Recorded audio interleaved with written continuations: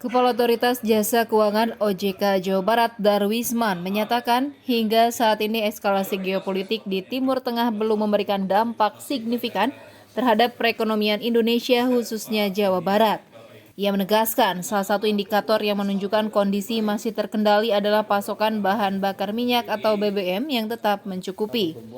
Di lapangan tidak terlihat antrian panjang di sejumlah SPBU di Jawa Barat maupun Jakarta. Selain itu, aktivitas ekonomi nasional dan daerah pun masih menunjukkan tren positif.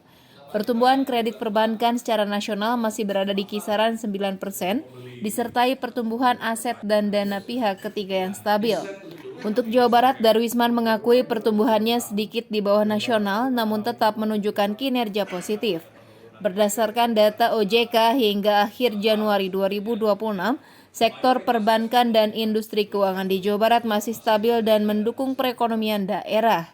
Meski begitu, OJK masih terus mengkaji potensi dampak lanjutan, terutama terhadap arus investasi dan kinerja ekspor Jawa Barat ke pasar global.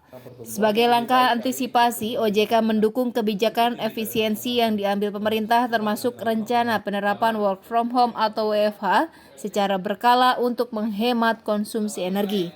Selain itu, OJK pun mendorong perbankan dan lembaga keuangan untuk melakukan efisiensi anggaran dengan memprioritaskan program yang mendesak dan berdampak langsung. Beberapa kebijakan, saya tentunya kami ya dari OJK melihat beberapa hal yang positif ya, misalnya pemerintah Republik Indonesia ya alhamdulillah kemarin sudah melakukan langkah lebih awal ya, kita misalnya diberikan ada waktu WFA yang cukup banyak ya, cukup panjang ya.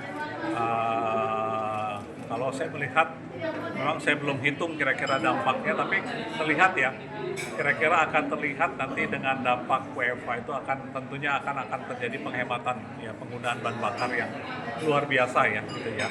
Di sisi lain, OJK mendukung langkah pemerintah dalam memperkuat kedaulatan pangan dan energi melalui pengembangan komoditas lokal serta proyek strategis nasional. Darwisman optimistis dengan sinergi antara pemerintah pusat, daerah, dan sektor keuangan, perekonomian Jawa Barat dan nasional tetap mampu tumbuh di tengah dinamika global. Budi Hartati, Bandung TV.